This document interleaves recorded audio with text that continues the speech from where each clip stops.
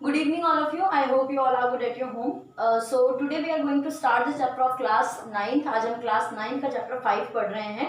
जैसे कि आप सभी जानते हैं प्रीवियस क्लासेस में हमने जो क्लास 9th का चैप्टर 5 है, जिस चैप्टर का नाम है fundamental unit of life cell को लेके काफ़ी कुछ जाना था. अगर आपने प्रीवियस पार्ट की वीडियो नहीं देखी है तो डेफिनेटली उसको पहले देखिए, तो आपको ये चैप्टर समझना आसान हो जाएगा. जैसे कि हम बात करें, हमने प्रीवियस क्लासेस में क्या क्या कंप्लीट किया था. हमने माइक्रोस्कोपिक सेल और मैक्रोस्कोपिक सेल को देखा था, यूकारियोटिक सेल, प्रोकारियोटिक सेल को देखा था, और इसी तरीके से हमने सेल के साइज और शेप के बारे में डिस्कस किया था. और सेल की खोज जो कि रॉबर्ट हुक ने 1665 में की थी, उसके बारे में भी डिस्कशन किया था. आज जैसे कि आपको पता है, मैंने सेल ऑर्गेनल, कल की क्लासेस में आपको सेल ऑर्गेनल बताया था कि सेल ऑर्गेनल कौन कौन से मौजूद होते हैं. मैंने एग्जाम्पल के तौर पे आपको बताया था, जैसे आप स्कूल जाते हैं तो स्कूल के बैग को ओनली बैग बोलते हैं, उसके साथ किताबों को इंक्लूड नहीं करते हैं कि हाँ ये किताबें हैं, इसके अंदर इतनी सारी चीज़ें रखी है, आप जस्ट बोलेंगे बैग. तो उसी तरीके से आपका एक सेल है, सेल के अंदर जितने भी सामान होते हैं वो सेल ऑर्गेनल कहलाते हैं. और उसी सेल ऑर्गेनल के बारे में आज हम डिस्कस करेंगे. हम देखेंगे कि सेल के जो ऑर्गेनल होते हैं या सेल के अंदर जो भी ऑर्गेनल मौजूद होते हैं वो क्या क्या भूमिका अदा करते हैं, क्या क्या काम करते हैं. इससे स्टार्ट करने से पहले एक छोटा सा और एग्जांपल देती हूँ मैं.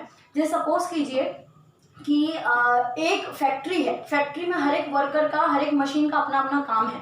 उसी प्रकार से सेल है, सेल के अंदर ऑर्गेनल मौजूद होते हैं और वो ऑर्गेनल के डिफरेंट काइंड ऑफ वर्क होते हैं, वो विभिन्न प्रकार के काम करते हैं. तो मैं यहाँ पर एक सेल का स्ट्रक्चर ले लेती हूँ. I take the hexagonal structure. तो यहाँ पर पहले मैं एक स्ट्रक्चर ले लेती हूँ. I take the hexagonal structure.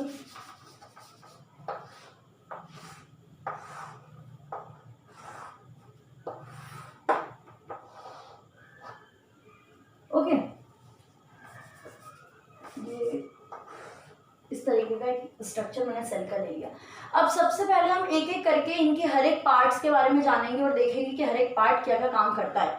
जैसे कि मैंने कि आउटर लाइनिंग जो आपको दिख रही है, जो मैंने कवरिंग बनाई है इसकी, इस कवरिंग को ये जो कवरिंग मैं बना रही हूँ, रिपीट कर रही हूँ, इसको कहा जाता है plasma membrane. It's called plasma membrane. अब मैं बताऊंगी इसका काम क्या क्या होता है. इट्स कॉल्ड प्लाज्मा मेम्ब्रेन या सेल मेम्ब्रेन भी कहा जा सकता है.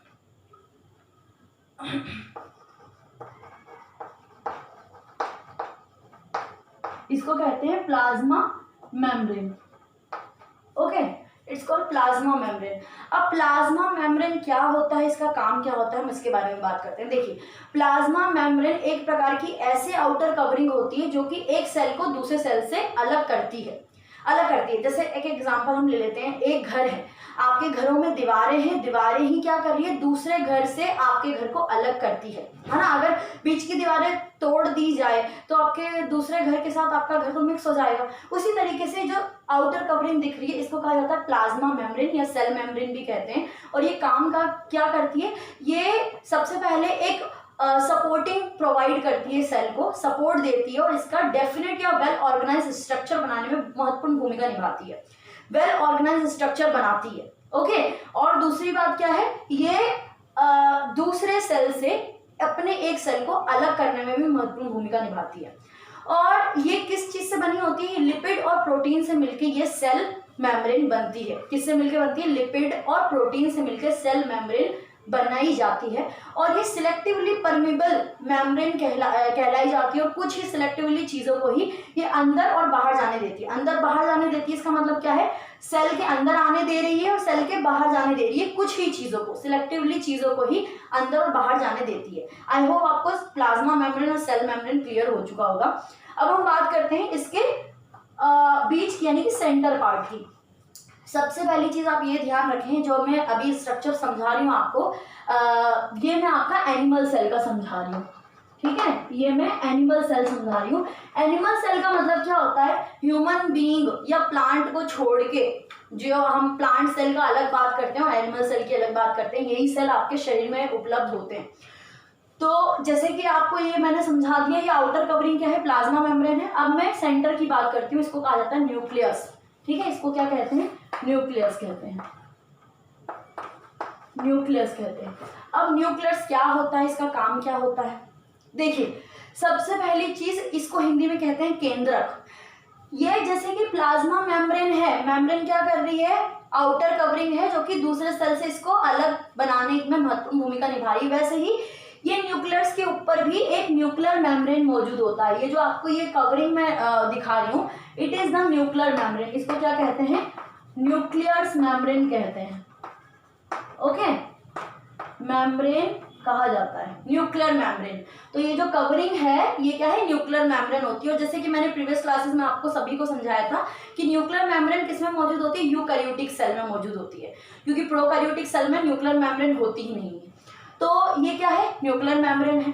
अब न्यूक्लियर मेम्ब्रेन के अंदर क्या है, न्यूक्लियोप्लाज्म है। क्या है उसके अंदर, न्यूक्लियोप्लाज्म, आप जेली लाइक सब्सटेंस बोल सकते हो। इसके अंदर ध्यान से समझना है आपको, ये न्यूक्लियस के अंदर क्या चीजें होती है। एक छोटा सा स्ट्रक्चर मैं यहाँ पे बना देती हूँ, आई होप आपको क्लियर होगा। सपोज कीजिए न्यूक्लियर है, न्यूक्लियर के अंदर न्यूक्लियोप्लाज्म है, ठीक है, जो इसके सरफेस होता है उसको न्यूक्लियोप्लाज्म कहते हैं। It is a jelly like substance. अब इसके अंदर एक थ्रेड लाइक स्ट्रक्चर होता है, इसको आप बोलते हैं क्रोमेटीन मटेरियल। क्या बोलते हैं, chromatin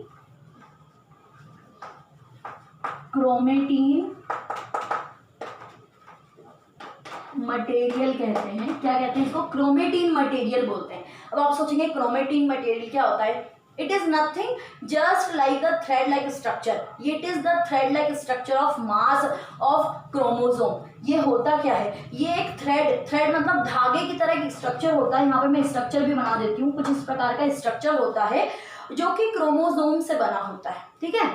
it is the thread like structure of mass of chromosome, ठीक है। ये एक बस आपको सिंपल साधारण शब्दों में ये समझना है कि ये एक धागे नुमा स्ट्रक्चर होता है, ठीक है। ये धागे नुमा एक स्ट्रक्चर होता है।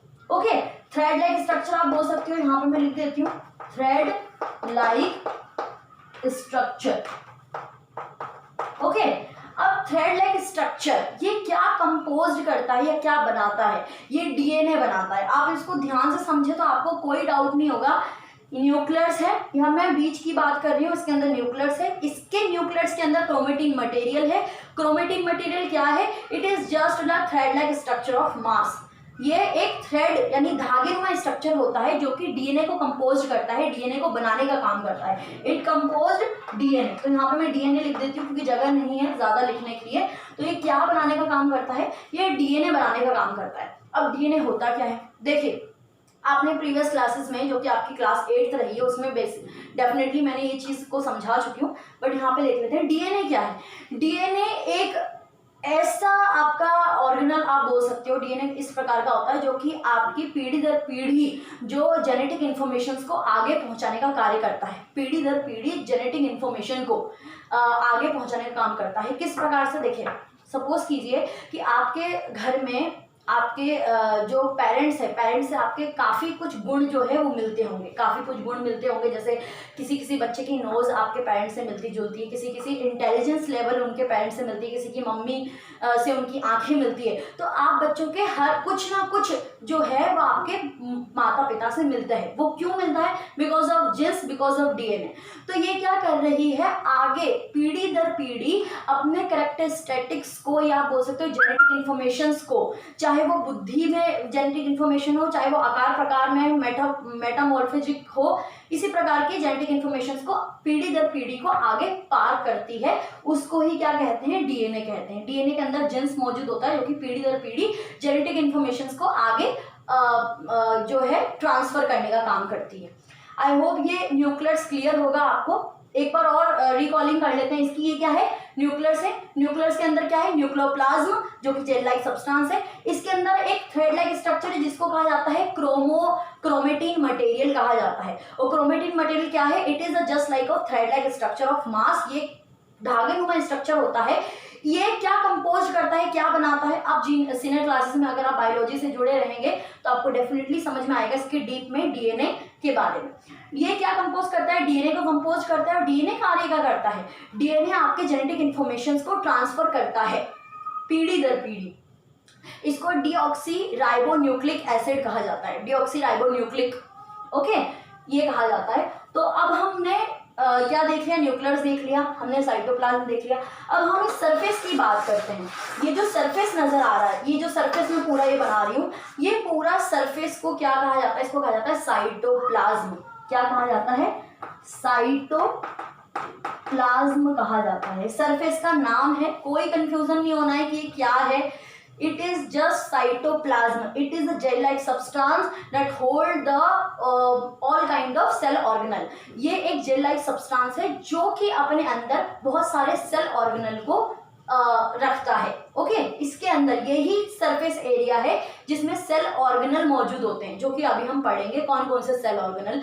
आपको अगर प्रीवियस क्लासेस में आपने देखा होगा, जो कि आपका फर्स्ट पार्ट था, उसमें मैंने आपको सेल ऑर्गेनल बताए थे। कौन कौन से बताए थे, देखिए एक बार रिकॉलिंग कर लेते हैं। Endoplasmic reticulum, Golgi apparatus, lysosome, ribosome, vacuole, और आप बोल सकते हैं वैक्यूल के बाद प्लास्टिड। तो इस प्रकार के मैंने सारे आप सभी को क्या बताए थे, सेल ऑर्गेनल बताए थे। तो हम पहले सेल ऑर्गेनल से शुरुआत करते हैं, जो कि होगा एंडोप्लाज्मिक रेटिकुलम। तो मैं यहाँ पे एंडोप्लाज्मिक रेटिकुलम का स्ट्रक्चर बना देती हूँ। ये it is just like endoplasmic, ध्यान रखना है जो मैं स्ट्रक्चर बना रही हूँ, it is the endoplasmic reticulum. ये क्या है, एंडोप्लाज्मिक रेटिकुलम है। ओके, इसके अंदर मैं ये ग्लोब्यूल्स भी बना रही हूँ। अभी आपको समझाऊंगी मैं क्या बना रही हूँ, क्या है क्या नहीं है, आपको सारा क्लियर करूंगी। अभी सिर्फ आपको इतना समझना है, it is the endoplasmic reticulum.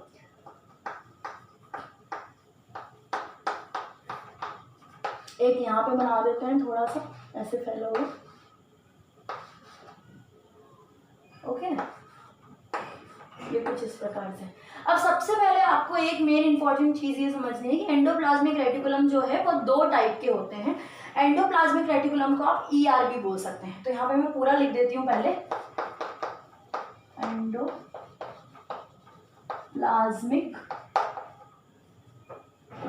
Reticulum. Okay, इसको आप क्या लिख सकते हैं, ER। शॉर्ट में आप क्या लिख सकते हैं, ER लिख सकते हैं। इसको दो किस चीज में विखंडित किया गया है, एक होता है रफ एंडोप्लाज्मिक रेटिकुलम, एक होता है स्मूथ एंडोप्लाज्मिक रेटिकुलम। अभी मैं समझाऊंगी इसमें से रफ कौन सा है, स्मूथ कौन सा है। तो हम देख लेते हैं, rough endoplasmic reticulum,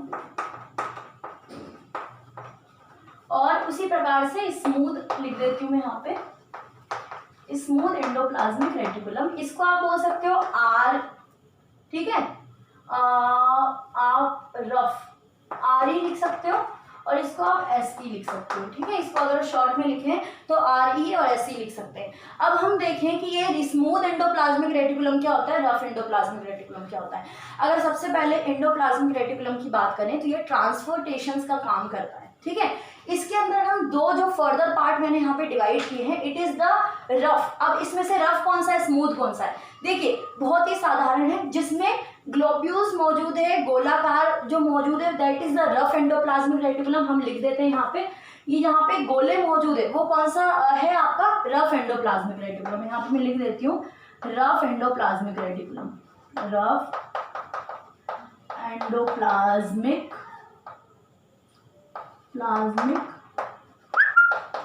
reticulum. Okay, इसको आप ER भी बोल सकते हैं। और ये जिसके अंदर ग्लोब्यूल्स मौजूद नहीं है, गोलाकार स्ट्रक्चर नहीं है, उसको आप बोलेंगे स्मूथ एंडोप्लाज्मिक रेटिकुलम, जिसको मैं लिख देती हूँ SE, ठीक है। तो इस तरीके से rough endoplasmic reticulum ER, SR, ठीक है। तो इस तरीके से ये क्या है आपका smooth endoplasmic reticulum, rough endoplasmic reticulum हमने देख लिया। अब हम देखते हैं कि ये है क्या। देखिए ये क्या काम करता है, पहले ये देख लेते हैं कि इसका वर्क क्या होता है। तो सबसे पहले ये ग्लोब्यूल से मिलकर बनता है, ट्यूब्यूल से मिलकर बनता है। मैं रफ एंडोप्लाज्मिक रेटिकुलम की बात अभी कर रही हूँ। तो रफ एंडोप्लाज्मिक रेटिकुलम ट्यूब्यूल से मिलकर बनता है।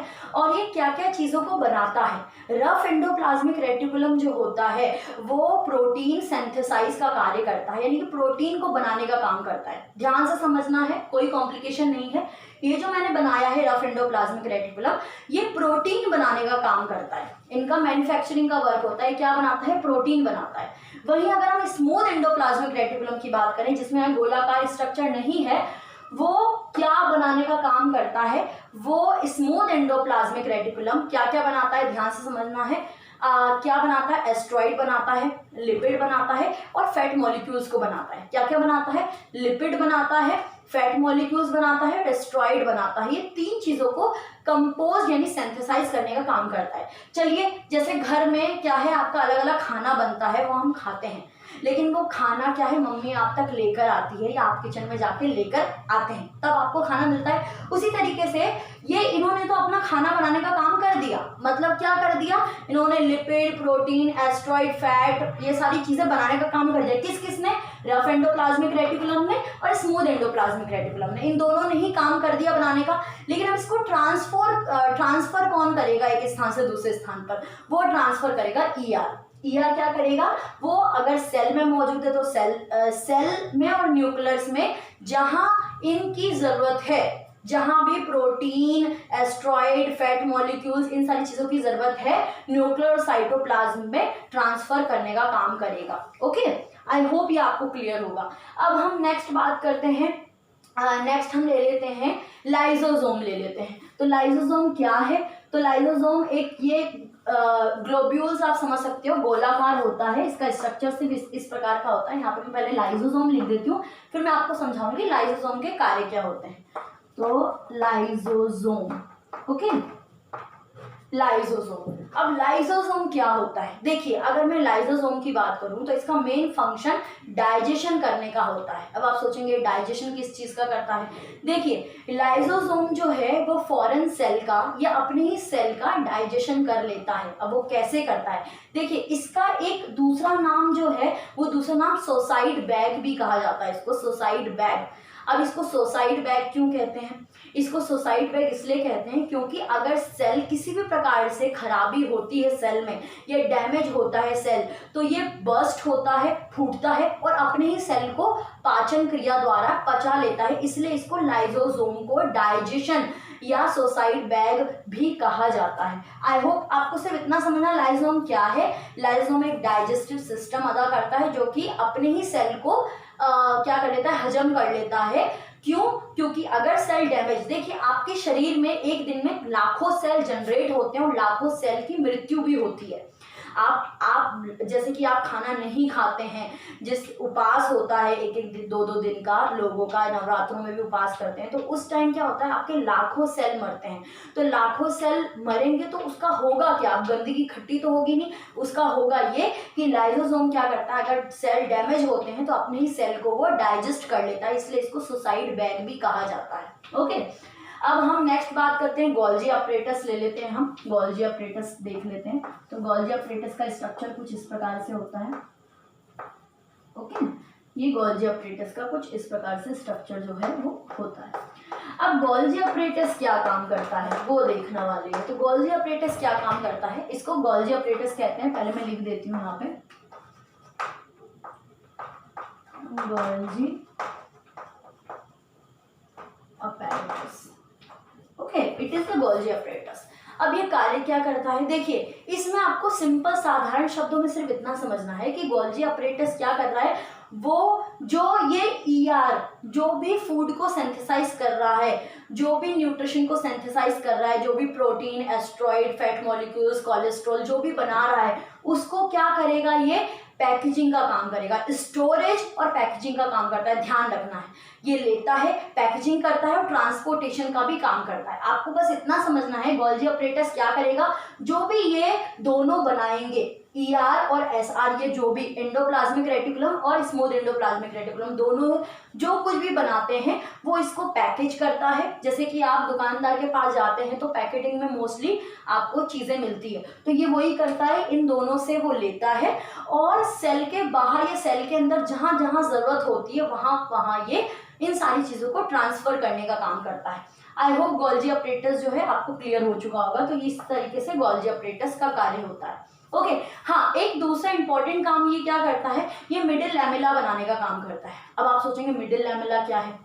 देखिए आपके शरीर में सेल क्या है, एक दूसरे से चिपकी हुई है। ओके, इस तरीके से, इस प्रकार से लगी हुई है। सेल अलग अलग नहीं है। सेल टिश्यू कब बनती है, जब वो एक साथ जुड़ती है, एक साथ इस प्रकार से जुड़ती है। तो ये जुड़ने का जो पोर्शन होता है उसके बीच में, जैसे आप फेविकोल लगाते हैं पेपर के बीच में उसको चिपकाने के लिए, वैसे ही मिडिल लैमेला लगता है। और मिडिल लैमेला बनाने का काम कौन करता है, एक फेविकोल। आप मिडिल लैमेला को इज इक्वल टू फेविकोल समझ सकते हो, अगर साधारण शब्दों में आपको अपने दिमाग में स्टोर करके रखना है तो मिडिल लैमेला क्या है, एक फेविकोल जैसा काम करता है। और मिडिल लैमेला बनाता कौन है, फेविकोल जैसा स्ट्रक्चर कौन बनाता है, वो बनाता है गोल्जी अपरेटस बनाने का कार्य करता है। ओके, अब नेक्स्ट वन हम क्या देख सकते हैं, अब हम राइबोसोम देख लेते हैं। राइबोसोम कुछ इस तरीके से होते हैं। ओके, ये फ्री राइबोसोम है, वो पूरे सेल में कहीं पे भी घूमते रहते हैं, दैट इज द राइबोसोम। अब राइबोसोम का कार्य क्या है, राइबोसोम को बहुत ही साधारण शब्दों में आपको सिर्फ इतना समझना है, राइबोसोम प्रोटीन सिंथेसाइज का कार्य करते हैं, यानी कि प्रोटीन बनाने का राइबोसोम काम करते हैं। अब नेक्स्ट हमारा क्या बचा है, अब हम नेक्स्ट देख लेते हैं माइटोकॉन्ड्रिया क्या काम करता है। तो एक माइटोकॉन्ड्रिया का स्ट्रक्चर ले लेते हैं, सारी जगह तो भरी हुई है, देख लेते हैं माइटोकॉन्ड्रिया। तो माइटोकॉन्ड्रिया जो है वो डबल मेम्ब्रेन होती है, सबसे पहले ध्यान रखना है, डबल मेम्ब्रेन होती है माइटोकॉन्ड्रिया की। ओके, कुछ इस तरीके से माइटोकॉन्ड्रिया का स्ट्रक्चर होता है। यहाँ पे पहले हम लिख देते हैं। अब माइटोकॉन्ड्रिया क्या होता है, देखिए मैं यहाँ पे 3 चीजें आपको बताई है, वो 3 चीजें सबसे पहले ध्यान रखना, क्योंकि ये नाम जो है आपके क्लासेस में आते रहते हैं। पहला नाम क्या है, न्यूक्लियस को कंट्रोल हाउस भी कहा जाता है, हेड क्वार्टर भी कहा जाता है, ध्यान रखना है न्यूक्लियस, क्योंकि न्यूक्लियस ही पूरे सेल को हेड क्वार्टर क्यों कहते हैं, ऐसे आपके घर में कोई बड़ा होता है वो हेड होता है और उन्हीं के कहने से पूरा घर चलता है, उसी प्रकार से सेल के अंदर न्यूक्लियस ऐसा पार्ट होता है जो कि हेड क्वार्टर कहलाता है, यानी वही वो पूरे सेल को मैनेज करने का काम करता है, इसलिए उसको हेड क्वार्टर बोलते हैं। दूसरी नाम क्या बताया था मैंने, लाइसोसोम। लाइसोसोम को सुसाइड बैग भी कहते हैं, क्यों, क्योंकि वो अपने ही सेल को डाइजेस्ट कर लेता है, इसलिए उसको सुसाइड बैग भी कहा जाता है। Third is the mitochondria. Mitochondria को क्या कहा जाता है, आप पावर हाउस कहते हैं। पावर हाउस क्यों कहते हैं, क्योंकि ये एनर्जी को, ध्यान रखना है इसका फंक्शन क्या है माइटोकॉन्ड्रिया का, माइटोकॉन्ड्रिया का फंक्शन ये है कि वो एनर्जी को स्टोर करता है, या फिर एनर्जी को स्टोर करता है या फिर फॉर्म करने का काम करता है, ठीक है, स्टोरेज का काम करता है। अच्छा, वो किस फॉर्म में किस फॉर्म में आपके फूड को या एनर्जी को स्टोर करता है, वो एनर्जी को एटीपी के फॉर्म में स्टोर करता है, in the form of ATP. ATP के फॉर्म में फूड को स्टोर करने का कार्य करता है। ध्यान रखना है आपको, एक एग्जांपल, जैसे कि आपके घर में जितने भी लोग होते हैं तो उस हिसाब से आपके घर में 2 या 3 लोगों का खाना ज्यादा बनता है, उसको स्टोर करके मम्मी किचन में रख देती है। उसी तरीके से माइटोकॉन्ड्रिया एनर्जी को स्टोर करने का काम करता है। वो किस फॉर्म में स्टोर करता है, वो एटीपी के फॉर्म में एनर्जी को स्टोर करता है। आई होप माइटोकॉन्ड्रिया का वर्क आपको समझ में आ गया होगा। अब हमारा एक वैक्यूल बचा है और एक प्लास्टिड बचा है। तो ये तो आपका एनिमल सेल का पूरा स्ट्रक्चर हो गया, ठीक है, ये बात कर ली हमने एनिमल सेल की।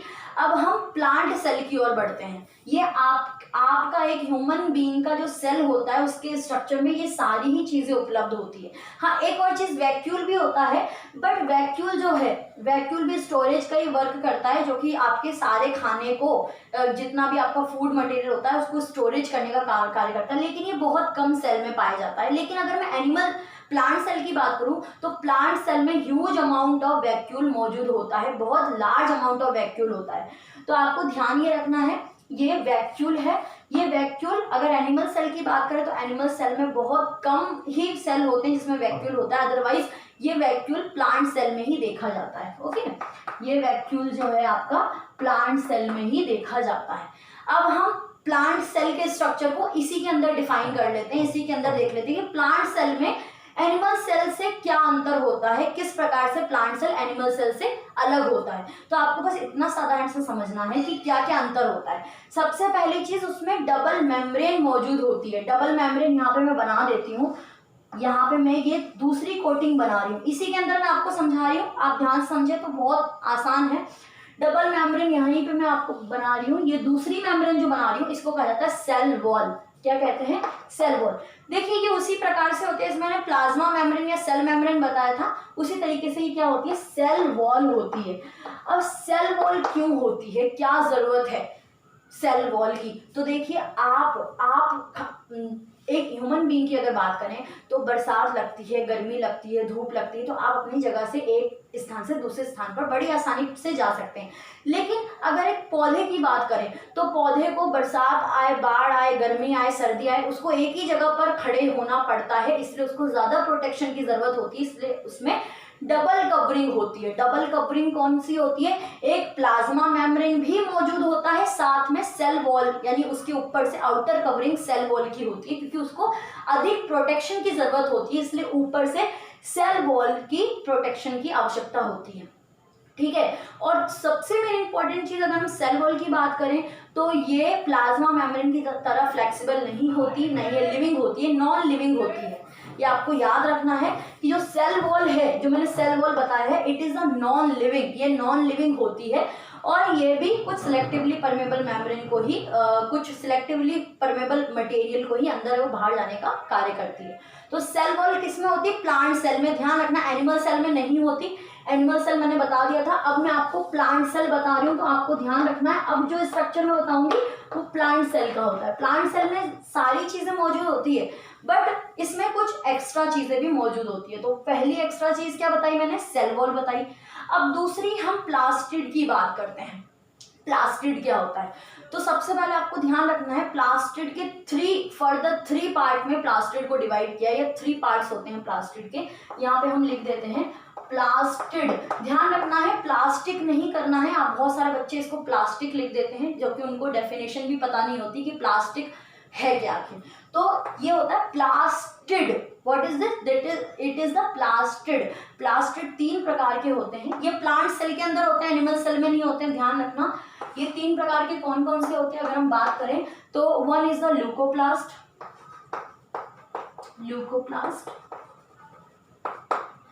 Second is the chloroplast,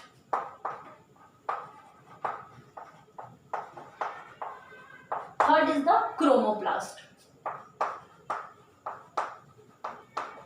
okay, इसको आप नोट करना चाहें तो नोट कर सकते हैं, आई होप आपको ये दिखाई दे रहा होगा।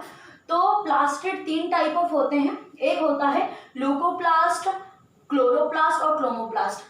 ल्यूकोप्लास्ट को हटा के अगर हम दोनों की बात करें तो ये दोनों ही बहुत ही महत्वपूर्ण भूमिका अदा करते हैं। आपने डेफिनेटली अपनी जूनियर क्लासेस में ये पढ़ा होगा कि आपके जो प्लांट है, प्लांट के बारे में आपने पढ़ा होगा, तो फोटोसिंथेसिस भी डेफिनेटली सुना होगा।